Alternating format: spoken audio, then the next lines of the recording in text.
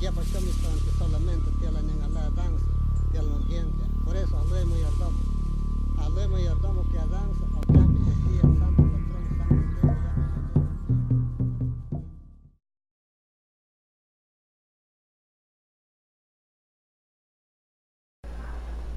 Bueno, pues muy buenos días. Estamos aquí en la ciudad de Tapachula, Chiapas, en esta cálida ciudad, en el Centro de Derechos Humanos Fray Matías de Córdoba, y estamos con Fermina Rodríguez. Ella es una socia fundadora de este centro, ha sido directora también y ahora es responsable del área de desarrollo social. Así es. Para personas establecidas. Sí. Fermina, muy buenos días, muchas gracias por aceptar darnos esta entrevista. Buenos días, pues también agradecerles a ustedes el tiempo también, porque creo que es sumamente importante, y bienvenidos, como tú dices, a esta cálida ciudad de Tapachula, cálida y lluviosa a la vez. Sí, ¿verdad? Sí, bastante. Ayer nos tocó esto del cordón de San Francisco, que le dicen. Sí. Muy fuerte la lluvia. Bien, pues esta entrevista, Fermina, es para que forme parte de un libro que se llama Deconstruyendo la sociedad civil en Chiapas, una lectura desde las organizaciones no gubernamentales. Y pensamos que pues el trabajo que realizan aquí en el centro es muy importante, sobre todo por esta problemática a la que han orientado básicamente su trabajo, que ahora nos contará. Claro. Con población migrante de Centroamérica. Y pues vamos a iniciar con esta entrevista, como hemos iniciado todas. Pensamos que las personas que nos dedicamos pues a este activismo social tenemos una historia, sí, ¿verdad? Desde la infancia, que muy probablemente nos ha marcado para dedicarnos ahora pues a esta labor, ¿no? En la que cada organización se dedica. Y quisiéramos que nos contaras un poco de esta historia tuya, de tu infancia, tu juventud. ¿Qué aspectos de tu vida consideras tú que quisieras compartir y que te han marcado para dedicarte ahora a esto, que te han dado esta sensibilidad, este compromiso para esta causa de defensa de derechos humanos? Bueno, yo soy originaria pues de Chiapas, de un pueblo muy, muy cercano a Tapachula que se llama Huixla. Toda mi infancia la viví ahí. Yo soy la última de 8 hermanos y hermanas.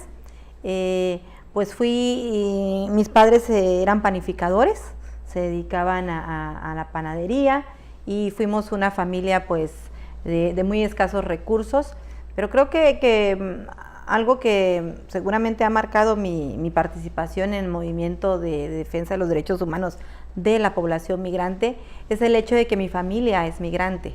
Mi padre, el abuelo, aparte de mi papá, era salvadoreño, vino como muchos salvadoreños todavía ahora con la intención de llegar al norte, y conoció a mi abuela en una finca cafetalera, porque mi abuela trabajaba ahí como cocinera.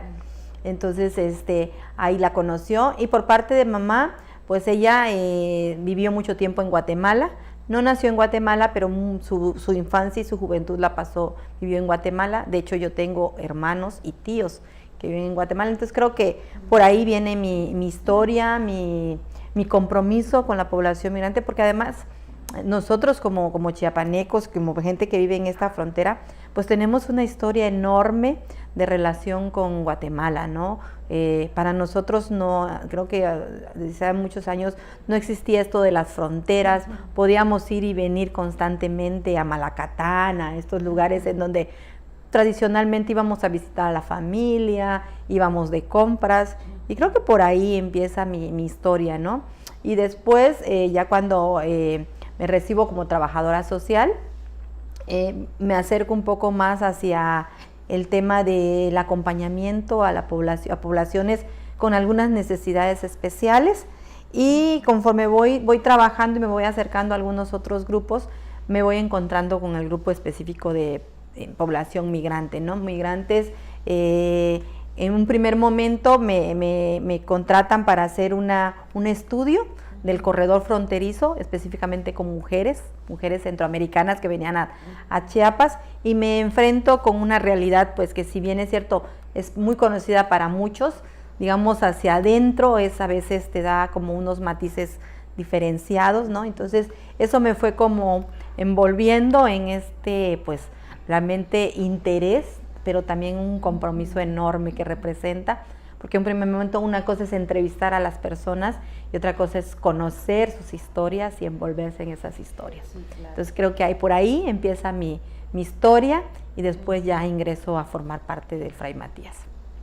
Oye, Fermina, tú dices que tu abuelo de El Salvador venía para irse a Estados Unidos. Sí. ¿Y se quedó aquí? Se quedó un tiempo cuando conoció a mi abuela, se quedó un tiempo trabajando y después continuó con su camino migratorio. Uh-huh. ¿Y cómo, tú sabes en ese tiempo cómo era migrar? ¿Cómo era este tránsito por México para llegar al norte? ¿Cómo era antes?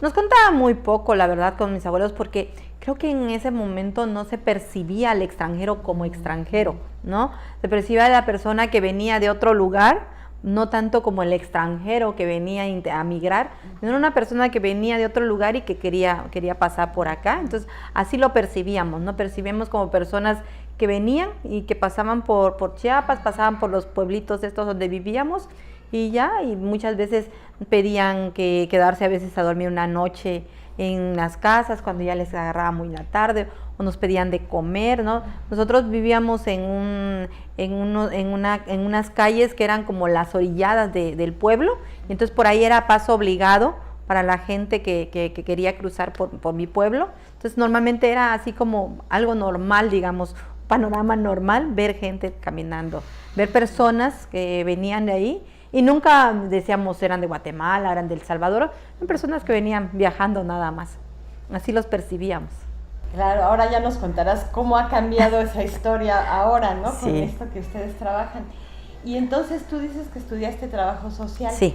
Y tu vida profesional ya como trabajadora social fue aparte de este estudio que te pidieron. ¿En qué otros lugares estuviste? Yo he llevado, yo entré después de ese primer estudio que hice, al año siguiente ya ingresé al Fray Matías en las diferentes áreas del Fray Matías que poco a poco han ido modificándose, y prácticamente todo mi estudio y mi especialización que he hecho en materia migratoria la he hecho dentro del Fray Matías. He llevado diplomados, he llevado una serie de cursos a partir de mi ingreso al Fray Matías, tanto de derechos humanos como una especialización en materia migratoria. O sea, todo mi estudio, toda mi experiencia, todo mi aprendizaje ha sido dentro del Fray Matías.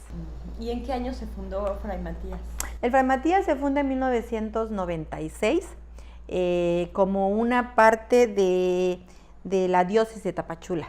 El Fray Matías, bueno, recordemos que un poco en 1996 se da el levantamiento armado de Chiapas, y aunque aquí en esta parte de Tapachula, digamos, en esta parte de Chiapas, el movimiento como tal no estaba tan establecido, sí se escuchaba como mucho, ¿no? La población, los campesinos, porque tenemos una población campesina muy grande, tenían como mucho interés de conocer qué pasaba con el movimiento, pero también tenían un poco de temor, qué iba a pasar, no si iba a haber repercusiones y las corporaciones policíacas iban a venir. Y entonces, en el marco de una asamblea diocesana, le piden al obispo en ese momento, Monseñor Arismendi, que funde un centro diocesano de derechos humanos, y funda entonces el Centro Diocesano de Derechos Humanos de Tapachula, de la diócesis de Tapachula, que en un principio estaba a cargo de un sacerdote, del padre Guillermo Nieto, que en ese año justamente lo comisionan para ir a Roma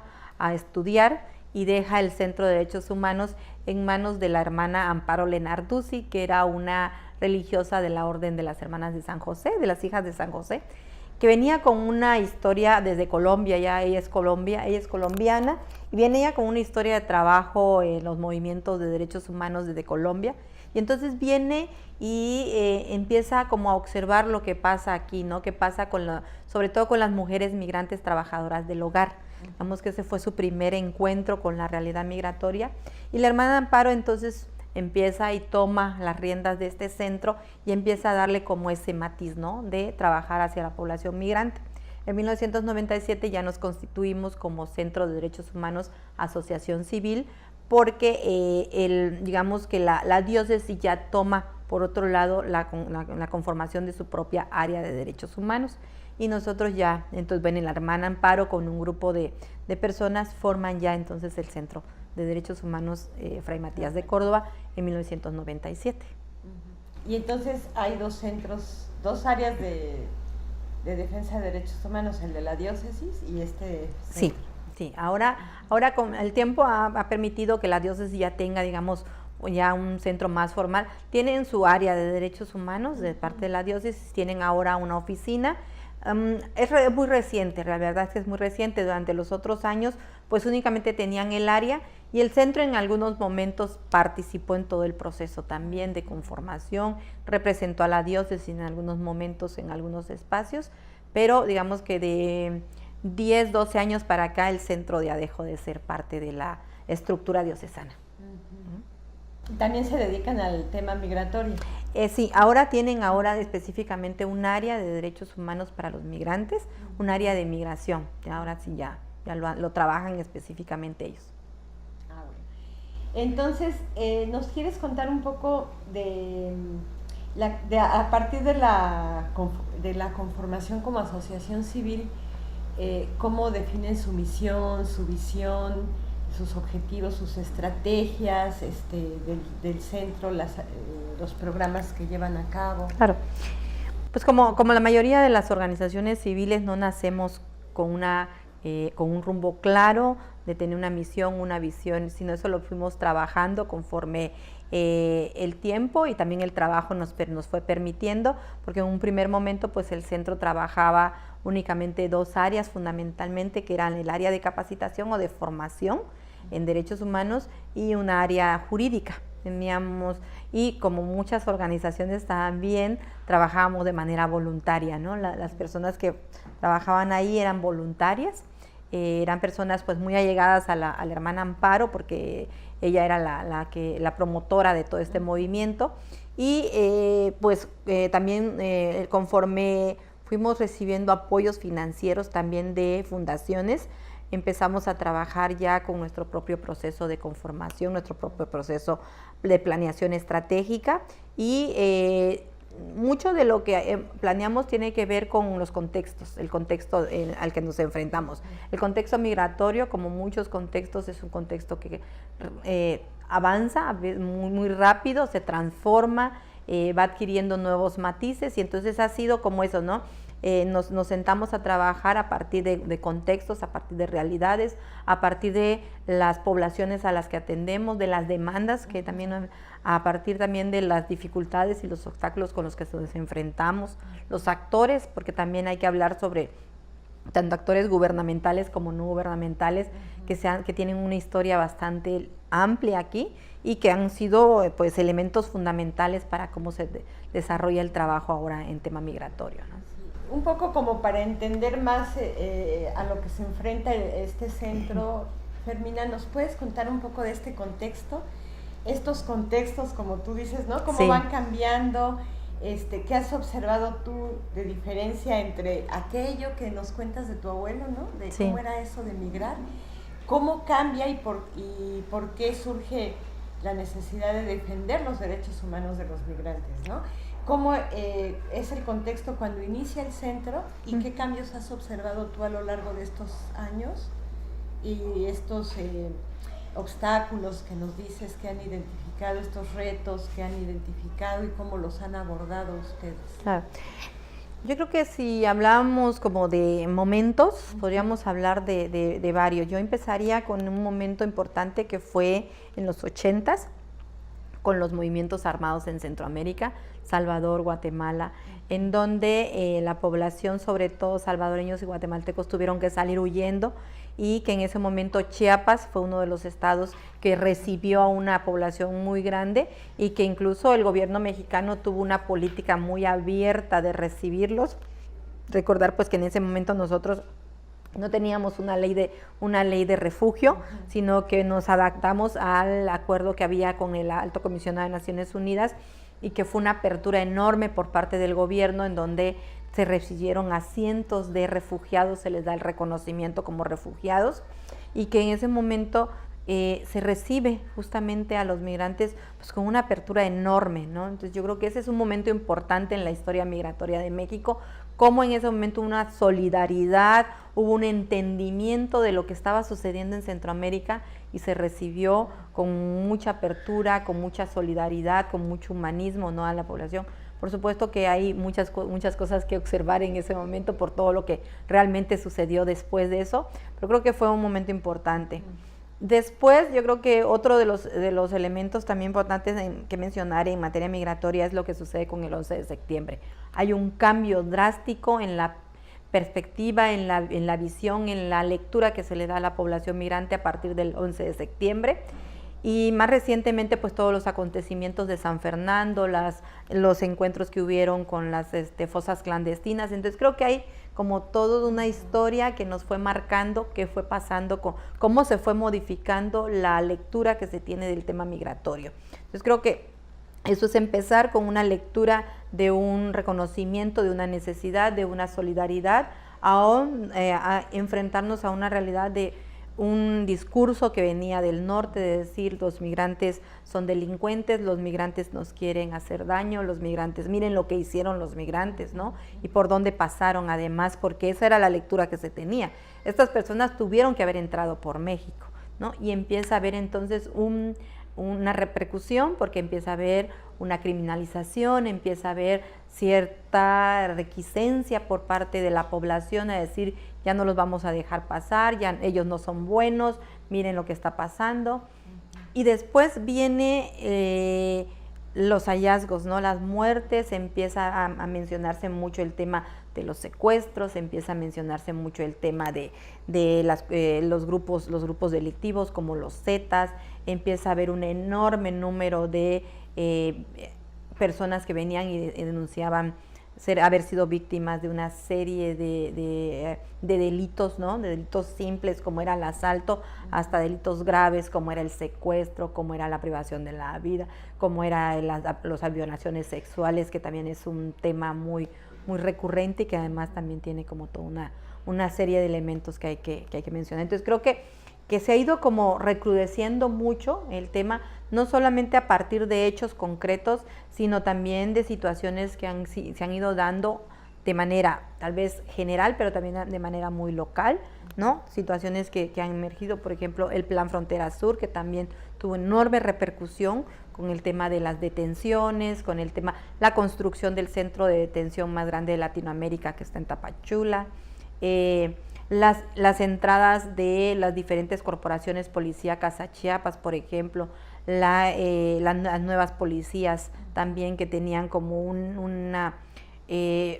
pues eran, si bien es cierto en el discurso, nunca se mencionaban que eran policías que se estaban criando con la intención de detener a la población migrante, en la práctica sí sucedía, ¿no? Como es la Policía Federal Fronteriza que tenemos nosotros aquí en Chiapas, que no existe en ningún otro estado, y que si bien es cierto en el discurso se decía que no, que era para reforzar la seguridad, al final terminó siendo una policía que empezó a detener a la población migrante, ¿no? Y aunque si bien es cierto en ninguna otra, no hay más corporaciones que tanto el Instituto Nacional de Migración como la Policía Federal que tienen facultades para hacerlo, en la práctica esto no siempre sucede. Normalmente son las policías municipales quienes detienen a la mayoría de la población migrante que vienen en su intento y que también son las más denunciadas por haber cometido delitos en contra de ellos. Entonces, en lugar de que haya una política pública orientada a la atención y que considere el tema de la migración como un derecho, hay toda una política de criminalización, ¿no? Y se invierte más en criminalizar y reprimir, en violar derechos de los migrantes que en atender Sí, desafortunadamente esa es una realidad. Digo, hay hechos súper concretos que nos mandan esos mensajes, ¿no? El hecho de que en Tapachula se haya construido el centro de detención más grande de Latinoamérica, creo que es un mensaje claro de decir, desde acá los vamos a detener y ya no van a avanzar. La instalación de estos centros integrales de migración que están en Palenque, que están en Huixla, que son claros mensajes de decir, desde aquí no los vamos a dejar pasar. Y por otro lado, pues el Plan Sur, ¿no? El Plan Sur que habla de 5 estrategias y que van dirigidas justamente a eso, ¿no? A la detención de la población, a impedir que la población migrante avance y teniendo como repercusión, pues esto, ¿no? La criminalización, el alto índice de más delitos en contra de ellos, muertes que seguramente muchos de nosotros podemos leer en los medios de comunicación, que han aumentado las muertes de migrantes, que justamente por el hecho de estar impidiendo el ingreso, pues están buscando estas rutas muchas más peligrosas que han terminado pues justamente con eso, ¿no? Con un saldo muy alto de delitos, de muertes, de mayor agresividad en contra de ellos, de la instalación de una serie de delincuencia organizada o delincuencia común por lo que está teniendo que pagar la población migrante y no solamente con económico, ¿no? Sino incluso con la vida. Claro. En esta experiencia, bueno, nos has hablado ya de a qué se enfrenta la población migrante en su tránsito por México y nos hablabas también de que han hecho tú y la hermana Amparo han visto la problemática específica de las mujeres. ¿Nos quieres contar un poco la diferencia que hay entre población migrante masculina y femenina? Sí, creo que por supuesto que tienen una cantidad enorme de diferencias.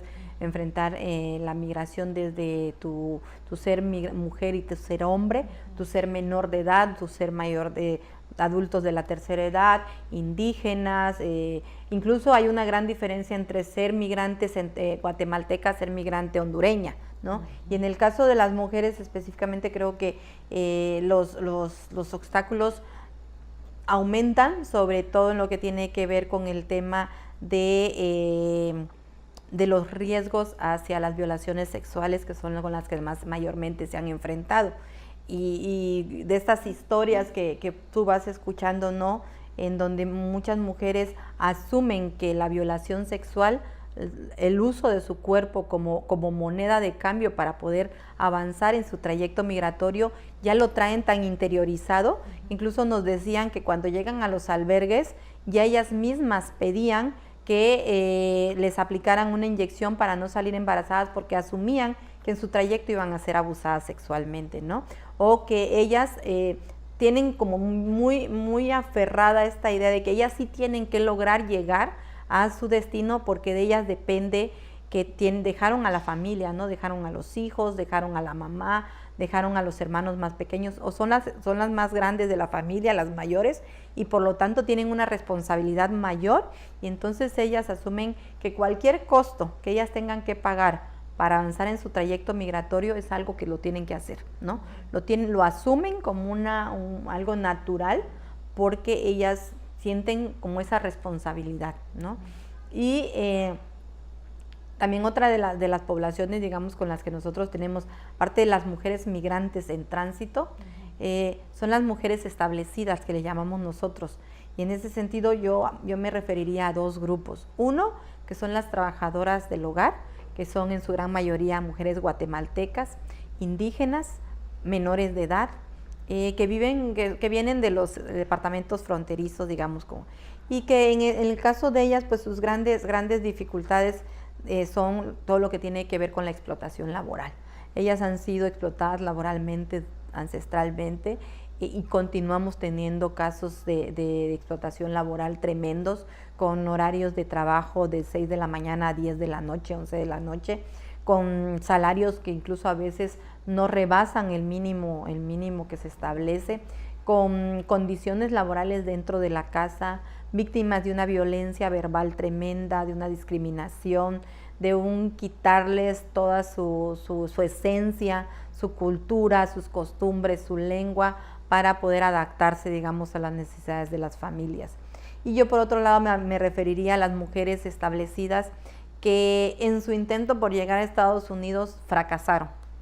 Fracasaron porque no lograron, digamos, realmente llegar a su destino y se quedaron a vivir aquí.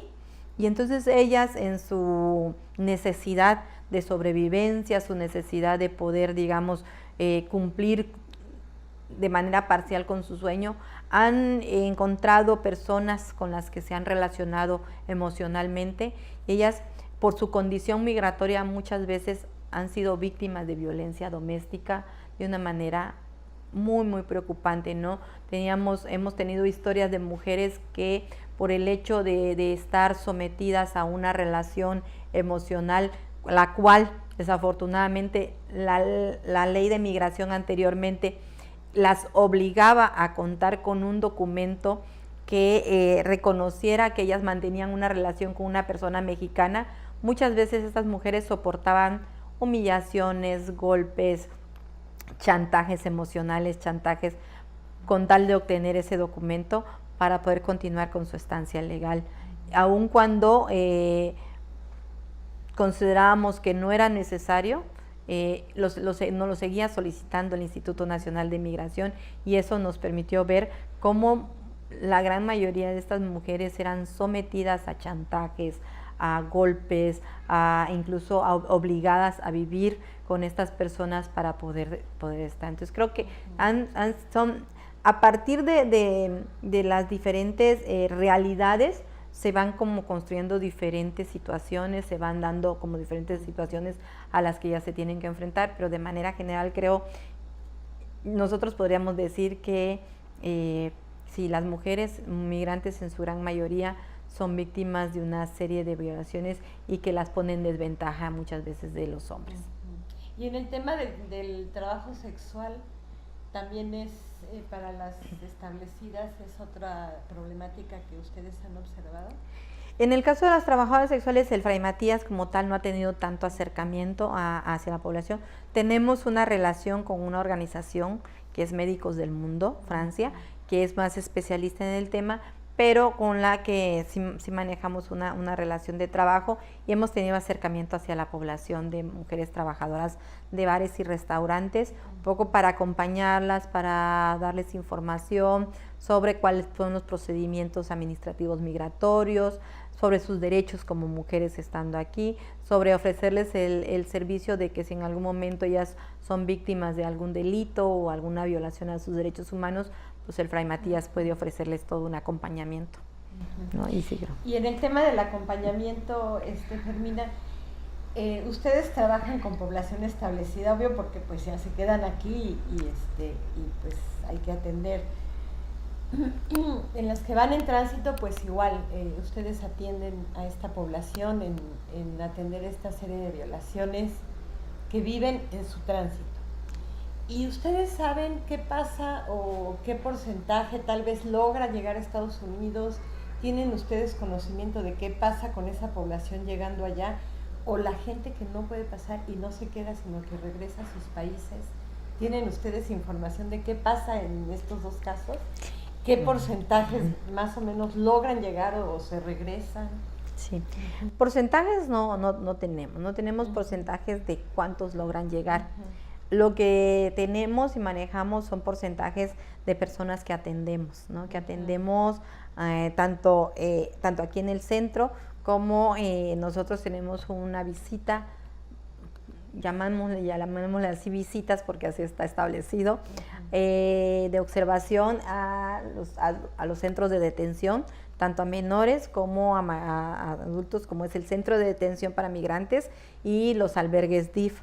Entonces tenemos, digamos, un conteo más o menos de cuántas personas atendemos por año, y lo que nos permite más o menos manejar flujos de poblaciones. Lamentablemente no podemos ni tenemos la capacidad para saber cuántas de estas personas logran llegar a su destino.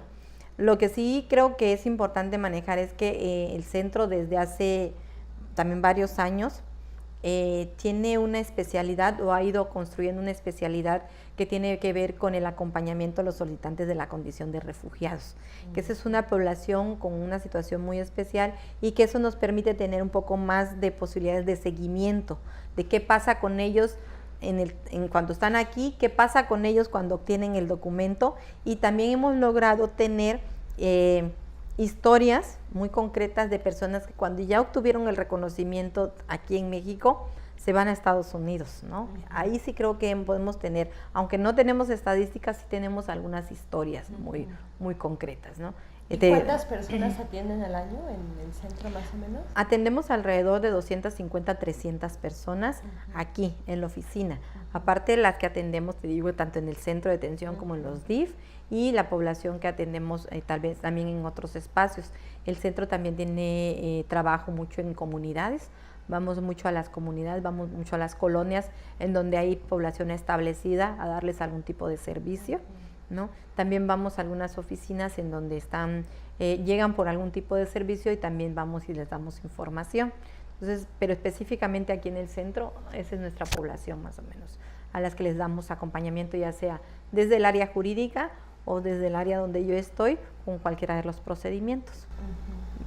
Oye, y aquí en Tapachula, ayer pasábamos por ahí por donde estaba la estación del tren y que ha tenido pues muchos cambios esa zona de por ahí, ¿no? ¿Qué cambios hay ahí? ¿Qué pasa ahora de que ya no está el tren? ¿Qué pasa con esta población que ya no usa ese medio para transportarse? ¿Cómo es ahora?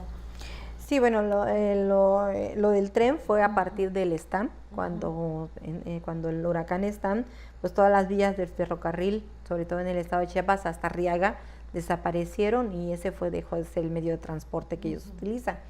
Ahora, normalmente lo que hemos visto es que los medios de transporte pues son los locales, ¿no?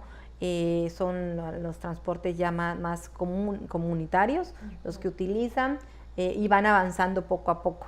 Van avanzando de Tapachula, llegan a Huixla, de Huixla se van a Pijijiapan o a Mapastepec y ya después llegan a Arriaga porque ese es el punto donde ellos quieren llegar para poder abordar el tren. Y sí, bueno, la estación migratoria, del tren, como tú lo acabas de decir, ha tenido toda una serie de escenarios también. Fue en un momento pues el punto principal de encuentro de la población que tenía como intención subirse al tren.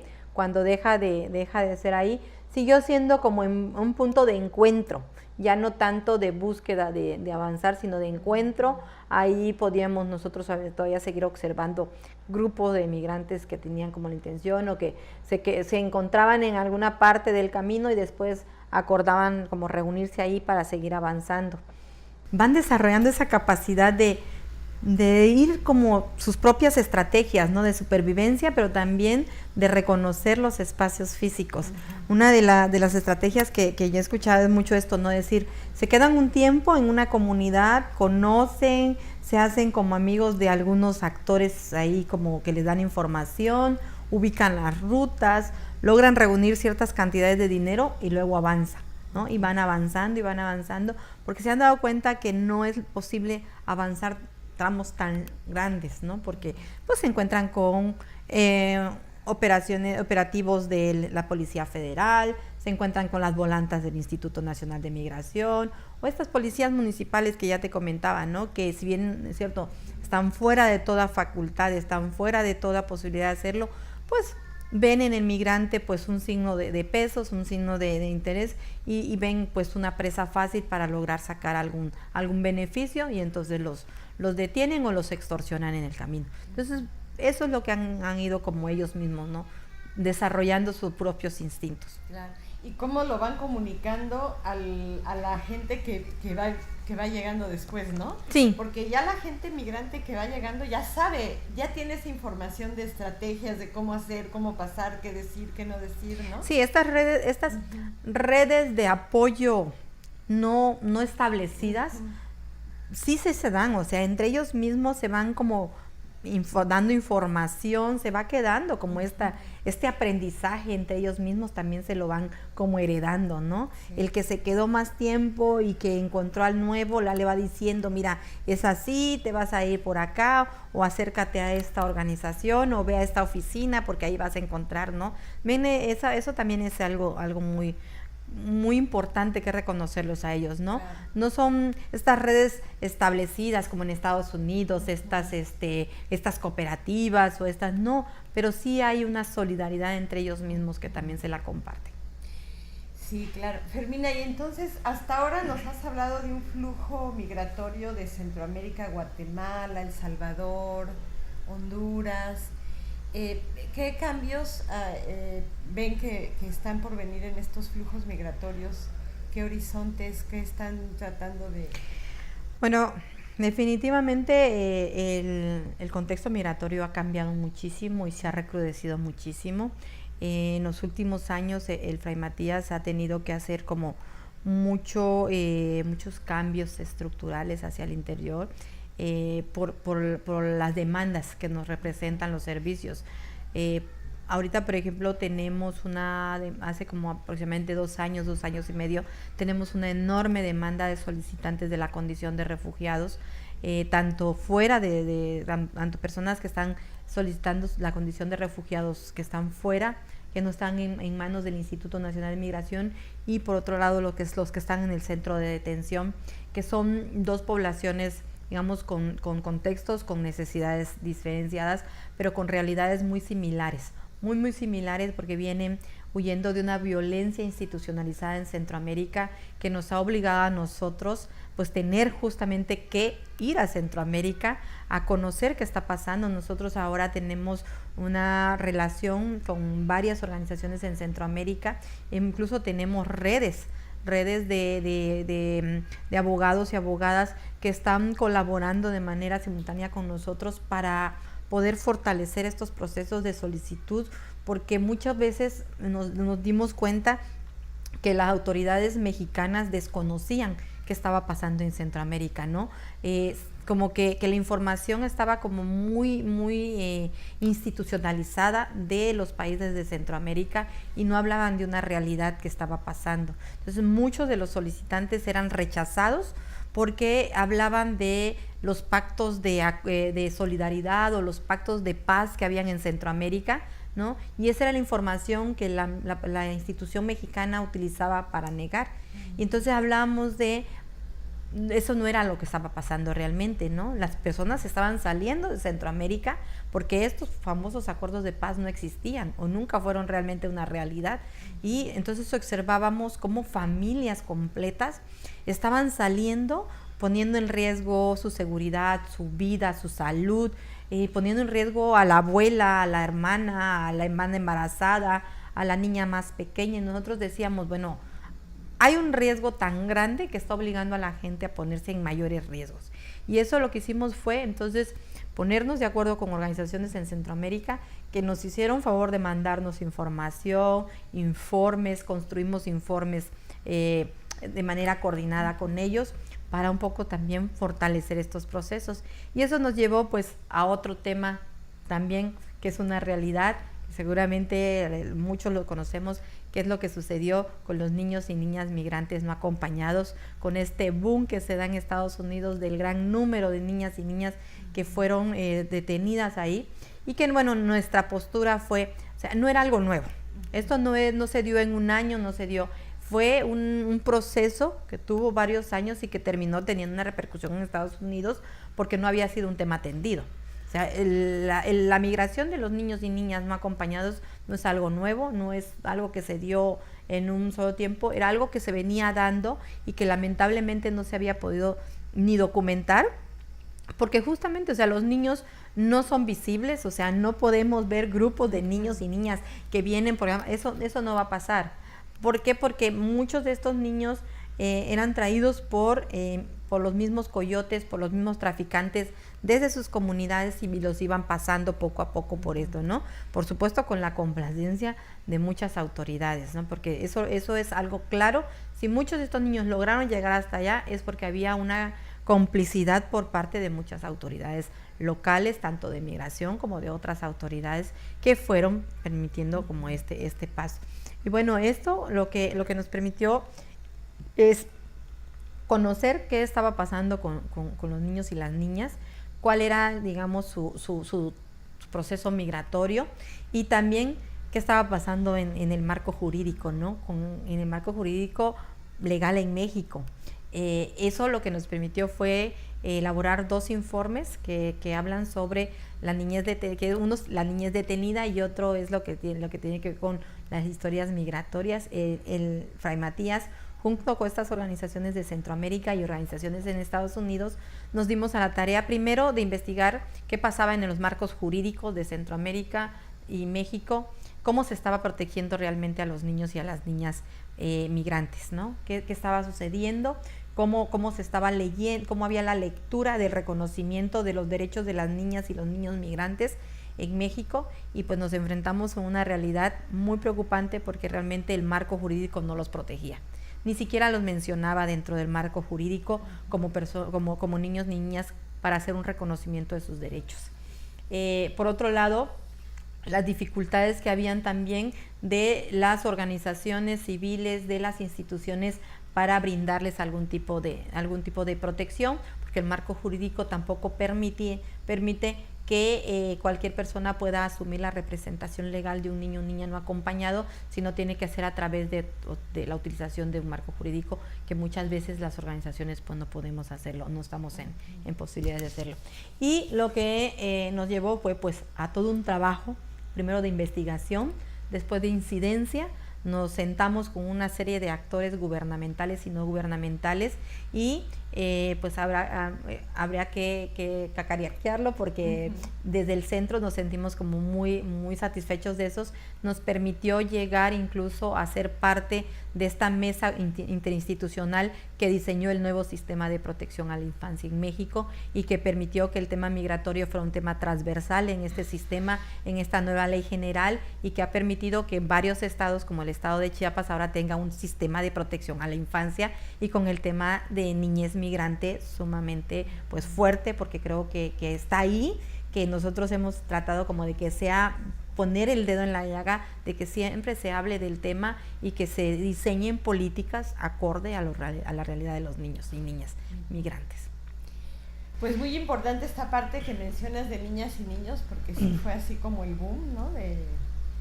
Y ahora pues más o menos explicas de que pues en su tránsito no es algo visible. Sí, no. Al llegar allá es cuando se hace más visible esa problemática, pero aún así no ha sido atendida de manera integral. Creemos que todavía no, porque si bien es cierto, tenemos un sistema de protección, bueno, todavía seguimos teniendo estos centros de detención para niños y niñas, como son los albergues, en donde lamentablemente siguen estando en manos del Instituto Nacional de Migración de manera jurídica, en donde se les coarta cualquier derecho, porque no pueden salir de estos lugares, no tienen acceso a educación, no tienen acceso a ningún tipo de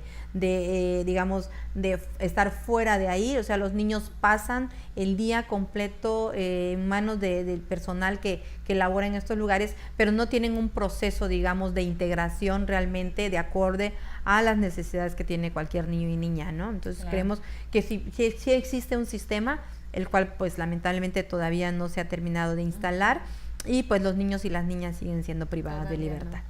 ¿No? Oye, y en otro tema de migración está lo de la migración asiática del Congo.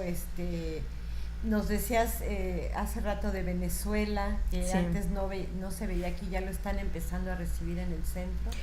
Pues podríamos hablar como de estas migraciones normales, a la cual ya estábamos nosotros, digamos, pues conociendo, que son las migraciones de Centroamérica, que son de Guatemala, Honduras, Salvador, y se le suma Nicaragua en menor medida. Sin embargo, de hace años para acá sí hemos tenido como una presencia migratoria de diferentes nacionalidades extracontinentales.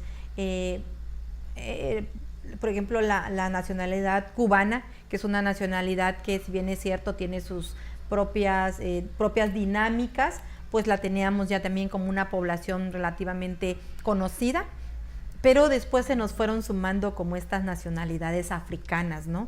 Y recientemente pues esta nacionalidad que seguramente muchos y muchas de ustedes conocen, que es la nacionalidad del Congo y la haitiana, que hace rato te comentaba que la información que nosotros tenemos es que cuando ellos vienen por su trayecto de Centroamérica, escuchan mucho esta información que les dan a veces los traficantes, a veces la gente en los lugares, que ellos cuando lleguen a México manifiesten que son del Congo.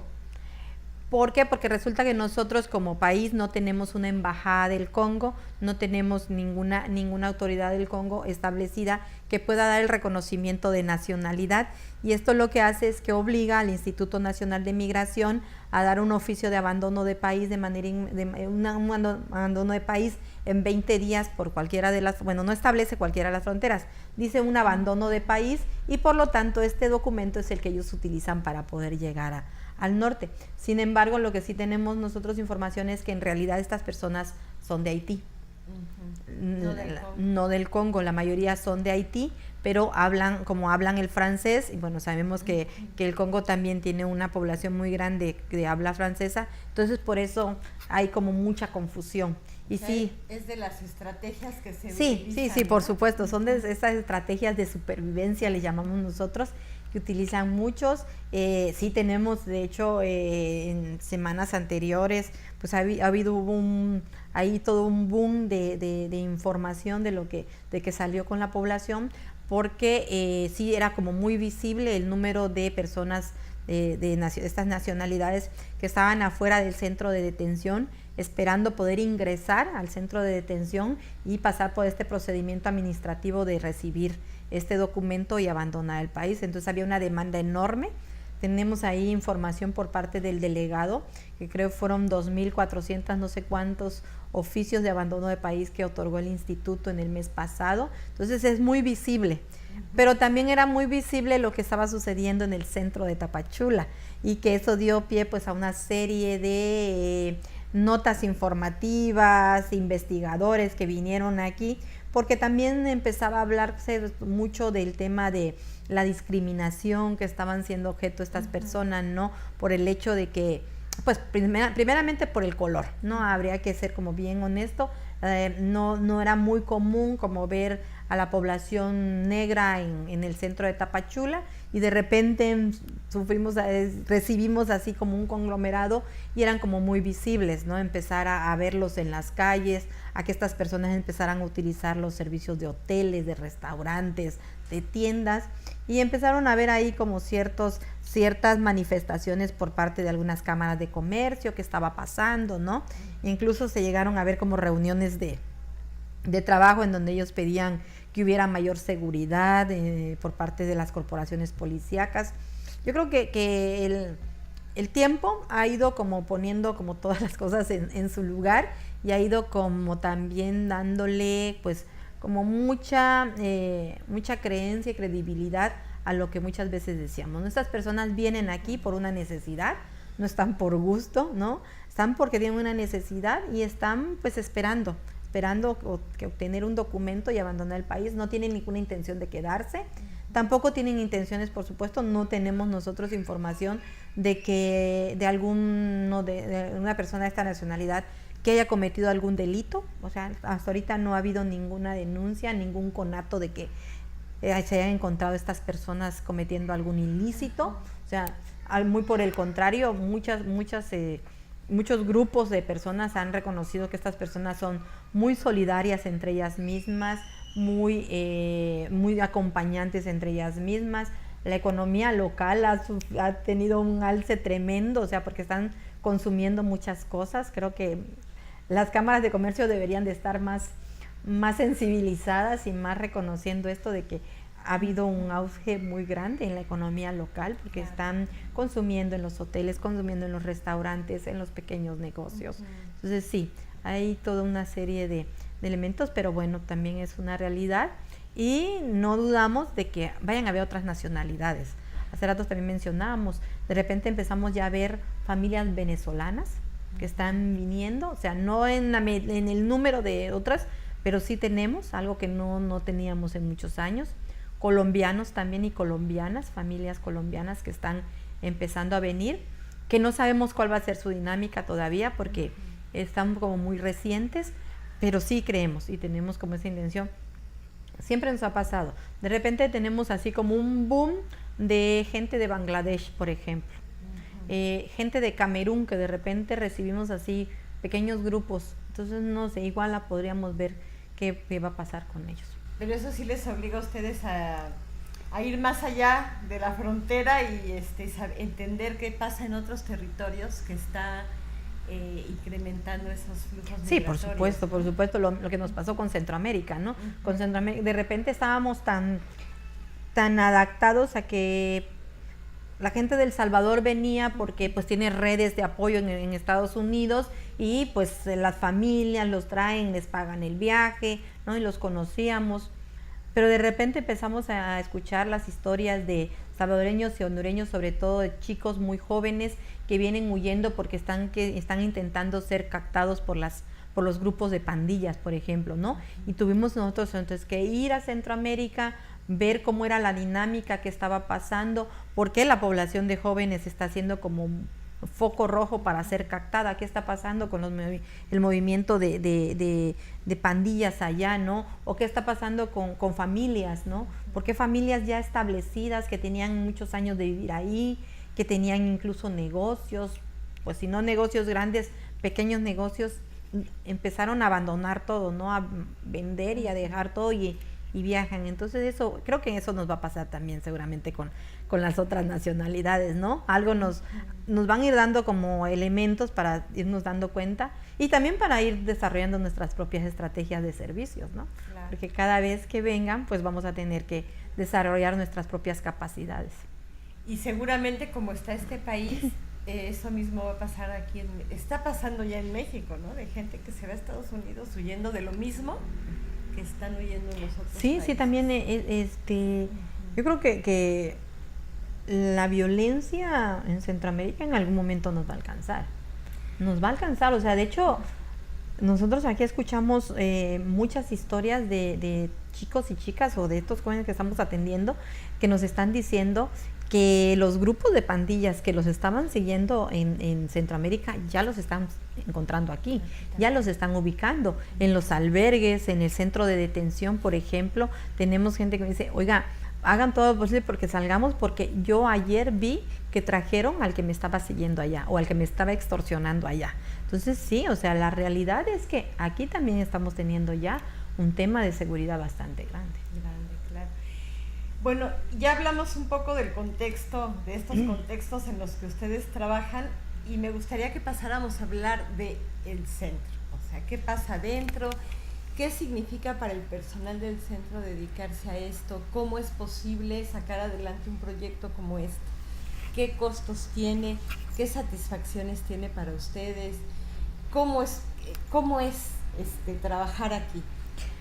Bueno, pues este centro ha tenido una serie de personas. Hemos entrado y salido algunos. Bueno, en mi caso no he salido, me he quedado, pero he tenido la oportunidad de estar con un grupo de compañeras y compañeros que han estado como entrando y saliendo, otros que entran, adquieren la experiencia y se van. Yo creo que definitivamente quien decide entrar al centro tiene que tener primeramente pues un compromiso en la defensa de los derechos humanos muy grande, porque realmente el trabajo es un trabajo que requiere mucho compromiso, yo creo que también requiere mucho inconformismo, mucha lucha por la justicia, porque aquí te vas a dar cuenta de los enormes abismos que hay en materia de justicia en México, y si tú no tienes claro, ¿no?, esto también no te va a permitir, te va a ganar estas historias de dolor, estas historias de incongruencia, de injusticia que te encuentras aquí. Entonces creo que debe primeramente eso, ¿no?, que la gente que llega aquí llega con un compromiso enorme de convicción, tiene una convicción enorme. Por supuesto que es duro, es muy, muy difícil por todas las historias, por todo el aprendizaje emocional que tienes, y lo que nos ha permitido llevar, digamos, este proceso ha sido que hemos desarrollado desde hace varios años un acompañamiento emocional hacia el equipo, hacia todos los que pertenecemos a este equipo.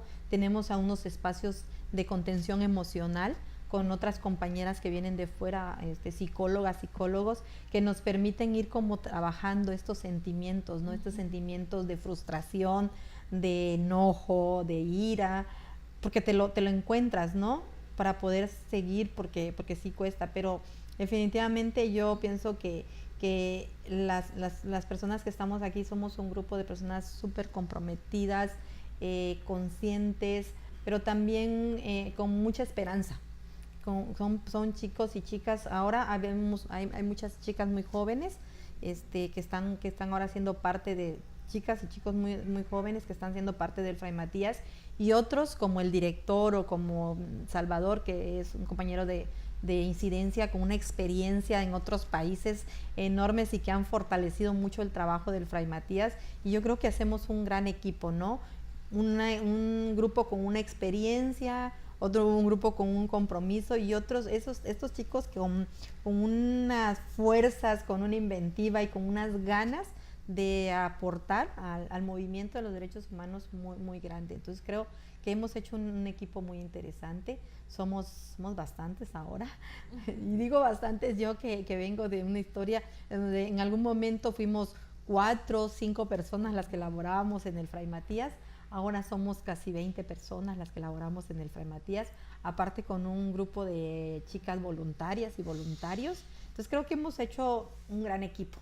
Eso creo que es lo que permite que el trabajo, porque realmente es una demanda enorme de trabajo, permite ir sacando este trabajo, saliendo adelante. Claro. Y bueno, también pasando ya, como ir avanzando en las alianzas, ¿no? También sí. Eso ayuda mucho a que ustedes no vivan esto como en esa soledad, que luego de repente hay organizaciones muy aisladas, ¿no? Claro. Pero eso les permite a ustedes. Nos has hablado de la red de todos los derechos para todos, por sí. ejemplo, las relaciones que tienen con otras redes en Centroamérica. ¿Cómo establecen ustedes las alianzas? ¿Con quién se alían? ¿A qué movimiento se adscriben o movimientos? Claro.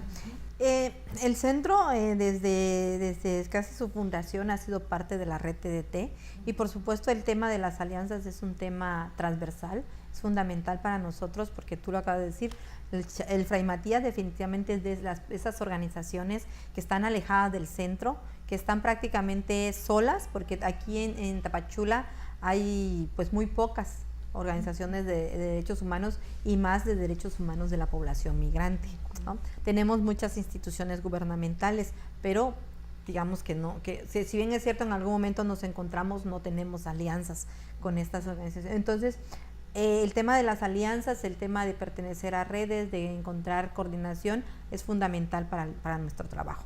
Yo creo que si solos no hubiéramos podido hacer lo que hemos logrado, no definitivamente. El Fray Matías tiene una historia de pertenecer a estos espacios, pues primeramente la red TDT, que es esta red, ¿no?, de organizaciones, en donde el Fray Matías junto con otras organizaciones ha sido mucho el impulsor de que dentro de la red ya haya un espacio del tema migratorio, ¿no? Que el tema migratorio sea un tema que ahora la red TDT ya tenga dentro de su agenda política. También durante muchos años pertenecimos al Foro Migraciones, que desafortunadamente ahorita por cuestiones sobre todo de participación hemos tenido que dejar, pero bueno, el Foro Migraciones fue uno de los principales impulsores para la nueva ley de migración y para muchos cambios que se hicieron en materia migratoria en México. Entonces el Fray Matías siempre fue, digamos, quien estuvo ahí presente, y sobre todo dando como esta visión desde el sur, ¿no? Esta visión de lo que pasaba con la migración centroamericana, con lo que estaba sucediendo. Entonces creo que ahí definitivamente nuestra participación ha sido muy, muy importante. Ahora pertenecemos también a nivel regional con estas organizaciones que te mencionaba de Centroamérica. Estamos intentando tener una red de asilo, para poder trabajar los procesos de asilo desde Centroamérica y esperemos que en algún momento se pueda sumar alguna organización en Estados Unidos, porque también es un gran reto trabajar el asilo en Estados Unidos, ¿no? Que ahí hay toda una realidad distinta. A nivel local también somos parte de la mesa transfronteriza, ¿no? Mantenemos alianzas con universidades como es la Universidad de Lanús en Argentina, por ejemplo, que ha sido un gran aliado con el tema de niñez migrante, ¿no? Que ha sido como el impulsor para todos los estudios que se hicieron con el tema migratorio de niñez migrante, y después se fueron sumando como otras organizaciones. También tenemos como una red especializada con organizaciones en el tema de niñez y con algunas organizaciones en Europa también, ¿no? Bueno, el director es él trabajó muchísimos años en una organización en España que se llama SOS Racismo, y eso nos ha permitido tener como muchas alianzas en Europa con organizaciones, y nos permite también tener como mucha incidencia en espacios como son en los espacios del Alto Comisionado de Naciones Unidas. Tenemos muchas posibilidades de participar, por ejemplo, en las asambleas en Ginebra. Eso lo hemos hecho a través de formar estas coordinaciones, estas alianzas. Claro. Y mira, Fermina, para este movimiento de la defensa de derechos humanos, particularmente en el tema de migración, ¿cuáles son los principales retos que ustedes vislumbran? Híjole, yo creo que el principal reto es como construir un paradigma nuevo de reconocimiento de los migrantes como sujetos de derecho. Creo que es importante dejar de ver al migrante como la víctima, ¿no? Como seguirlo revictimizando y pensar que las organizaciones que estamos aquí somos los que vamos a salvar y que vamos a construir, sino reconocer en cada persona pues sus propios hacedores de sus procesos, ¿no? Ese yo creo que es un reto que tiene el Fray Matías, es cómo construimos procesos con ellos para que ellos mismos como sujetos se puedan reconocerse como derechos, pero también puedan construir y transformar su propio entorno, ¿no? Eso es algo que creo que las organizaciones teníamos como ese ideal, ¿no? De pensar que nosotros, las organizaciones, vamos a ser las salvadoras. Incluso muchos decíamos, las voces de los migrantes, las voces de los que no podemos decir. Yo creo que ese es un gran reto, lograr que las voces se escuchen de donde vengan y que los rostros se reconozcan quienes son realmente, ¿no? Sus propios movimientos. Creo que nos han dado una muestra enorme. La caravana de madres centroamericanas nos ha dado una muestra enorme de lo que ellas pueden hacer y ellos pueden hacer, ¿no? Sí. Ahí los tenemos, ellos han generado su propio movimiento, tienen su propia imagen, su propia visión, sus propias demandas, y eso es lo que creo que ese es nuestro gran reto, lograr que ellos tengan sus propios movimientos, sus retos, sus demandas, sus exigencias y su reconocimiento. Pues aquí en esto del reto que nos comentabas,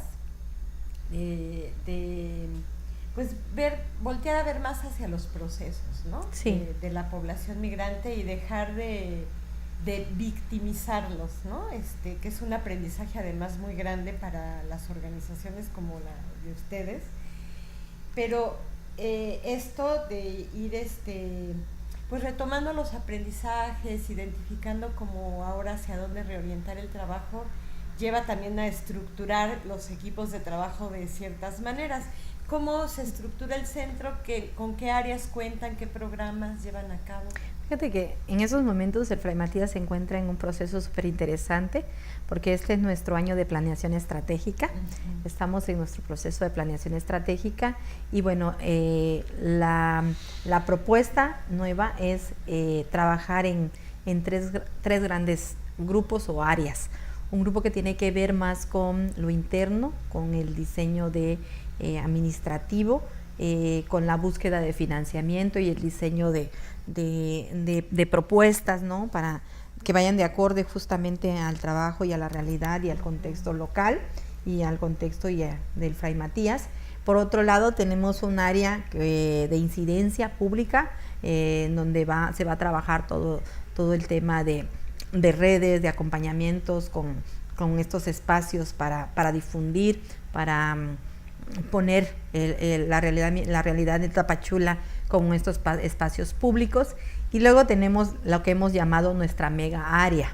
que es una conjugación de el área de integración, el área jurídica, el área de formación, el área de capacitación y el área de atención psicosocial, que es ahí donde creemos que va a tener como el sustento para el trabajo de los procesos organizativos a los que Fray Matías le quiere apostar. Ha empezado a trabajar desde hace como un año y medio en ir como construyendo estos primeros pasitos para trabajar todos estos procesos organizativos.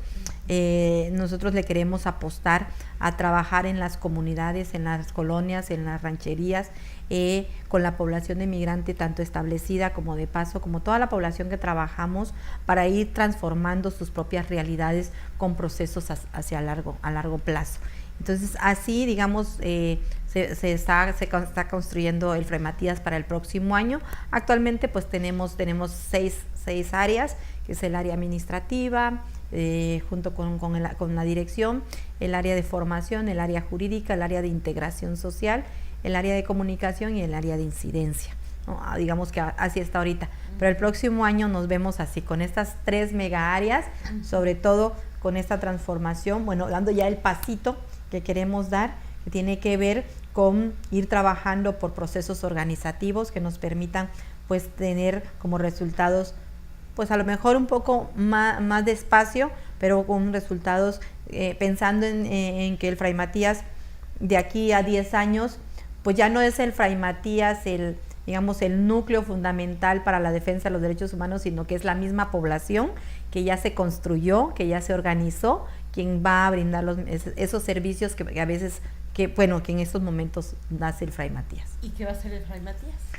El Fray Matías va a estar ahí acompañando los procesos. El Fray Matías se ve acompañando estos procesos, fortaleciendo estos procesos, brindando pues toda la experiencia que tiene de organizativa, toda esta experiencia de defensa, toda esta experiencia de incidencia pública, porque el Fray Matías tiene como ya abiertas todas estas ventanas. Entonces ya no queremos ser el Fray Matías que vaya a Ginebra a denunciar, queremos que sea el grupo de mujeres migrantes que vayan y denuncien y digan, esto nos está pasando en Tapachula, ¿no? Fray Matías va a estar ahí acompañando. Sí, nos vemos acompañando, pero vemos a las mujeres, a los hombres organizados y diciendo y posicionando sus propios temas.